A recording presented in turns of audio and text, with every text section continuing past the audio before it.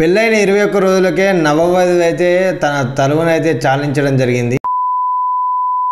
పెళ్ళైన 21 రోజులకే ఒక నవవధువు అయితే చనిపోవడం జరిగింది. ఈ మధ్య కాలంలో ఎవరి కాళ్ళ మీద వారు బతకకుండా కట్నం కోసం వేధించి ఒక నిండు ప్రాణాన్ని అయితే తీయడం జరిగింది.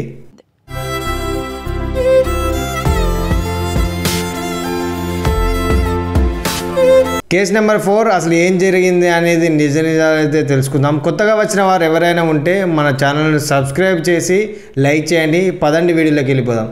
తెలంగాణ రాష్ట్రంలోని మంచిర్యాల జిల్లా హాజీపూర్ దగ్గరున్న గుల్లపల్లి అనే గ్రామంలో ఈ సంఘటన అయితే జరిగింది. పోయిన నెల అంటే మార్చి 16వ తేదీన శృతికి సాయికి వివాహం అయితే జరిగింది.